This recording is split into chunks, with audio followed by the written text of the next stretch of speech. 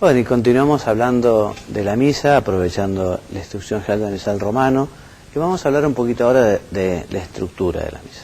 Antes diremos que en la celebración de la misa, en la cual se perpetúa el sacrificio de la cruz, es el mismo sacrificio de la cruz que se realiza de un modo incruento, nos retrotraemos en la historia, estamos presentes allí junto al Calvario, junto a Jesús, junto a su cruz, con la Virgen, San Juan y las santas mujeres.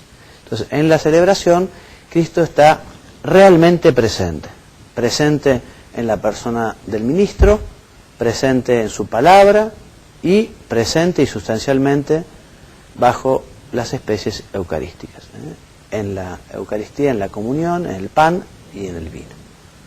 La misa, entonces, consta de dos partes, dos principales partes, la liturgia de la palabra y la liturgia eucarística, ambas unidas íntimamente y constituyen un solo acto de culto. También hay unos ritos que la inician, los ritos iniciales, y unos ritos conclusivos. Y el centro de estas dos partes de la misa es la consagración, donde se realiza la transubstanciación, donde deja de haber pan y deja de haber vino para convertirse en el cuerpo y sangre de nuestro Señor. Y hablando un poquito, comenzamos a hablar de los elementos de la misa y en primer lugar de la lectura de la palabra de Dios y su explicación. Mónica. Cuando en la iglesia se leen las Sagradas Escrituras, Dios habla a su pueblo y Cristo anuncia el Evangelio. Por eso las lecturas deben ser escuchadas con veneración. Su comprensión y eficacia es favorecida con una explicación viva en la homilía, que es parte de la acción litúrgica. Nosotros tenemos que escuchar las lecturas, la Sagrada Escritura, como si fueran cartas que nos envía Dios a los hombres. Así lo dice San Agustín. Y es importantísimo que los sacerdotes, que los presbíteros, aprovechen la homilía justamente para poder explicar cómo vivir esa palabra de Dios aquí y ahora, en la situación que se encuentran los fieles en ese momento. Algunas oraciones y partes que corresponden al sacerdote. Entonces, a continuación están las oraciones, es decir, la primera oración es la oración colecta, que es una oración característica de la fiesta de ese día, sea un domingo, sea la fiesta de un santo, sea la colecta, es la oración que caracteriza la misa que se está rezando, al igual que la oración sobre las ofrendas y la poscomunión o la oración después de la comunión. También el sacerdote, además de decir estas oraciones, puede él dar algunas moniciones, o sea, con unas pocas palabras introducir a los fieles en la celebración, ya vamos a decir ahora en qué momentos, ¿no? Pero es como para poder explicar un poquito qué es lo que se va a decir en ese momento. Entonces compete al sacerdote que preside proclamar la palabra de Dios e impartir la bendición final.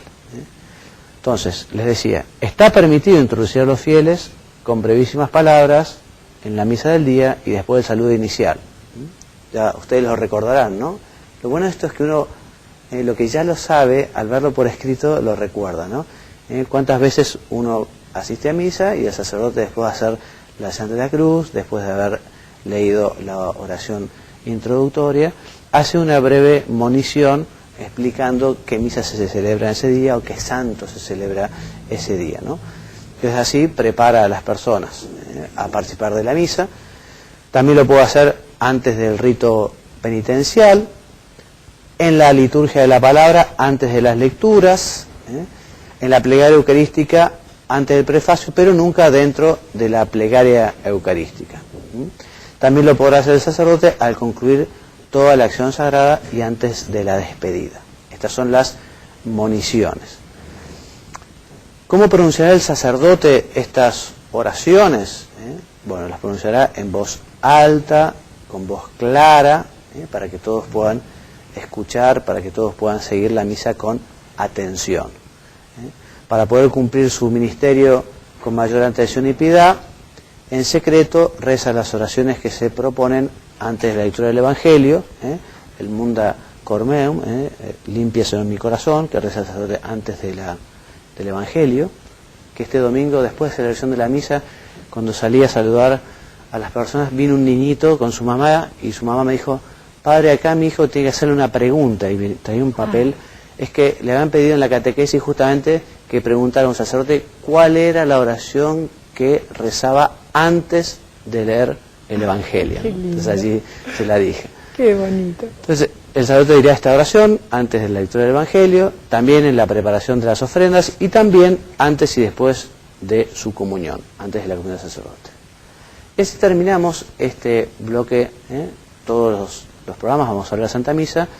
La semana pasada hablamos de la oración del Centro de la Cruz y del Padre Nuestro, para que invitaran a los hijos, a los catequistas, a empezar a aprenderlos. Hoy les vamos a hablar del Gloria. Mónica. El Gloria se recitaba ya en los primeros siglos del cristianismo, acaso basado en el mandato de Cristo, bautizada en el nombre del Padre y del Hijo y del Espíritu Santo. Fue fórmula de profesión de fe contra las herejías de Arrio, quien negaba la divinidad del Hijo, y de Macedonio, quien negaba la divinidad del Espíritu Santo. O sea que podemos pensar que cuando estamos rezando el Gloria, estamos uniéndonos a los primeros cristianos que ya rezaban piadosamente esta oración. Y también vamos a comentar mínimamente la oración del Ave María. Mónica. Es la oración por excelencia, compuesta por las palabras del ángel a María en la Anunciación y por las de su prima Isabel en la Visitación. Posteriormente se añade la súplica del pueblo cristiano. No tiene autor, es el sentir del pueblo cristiano cuando reza a la Virgen María. Muy bien, y aquí les dejamos las tareas a los padres y catequistas para sus niños. Gracias por habernos acompañado. Me voy a despedir con una bendición, tal como me pidieron al final del programa anterior. Queridos hermanos, que Dios los bendiga y los haga muy santos. Amén. Amén. Hasta la semana que viene, si Dios quiere. Y dijo el Señor: Tú eres Pedro, y sobre esta piedra edificaré mi iglesia. El Santo Padre, Benedicto XVI, en su aprobación y promulgación del compendio del Catecismo escribió: Agradezco infinitamente a Dios nuestro Señor el haber dado este catecismo por mi venerado y amado predecesor, el Papa Juan Pablo II.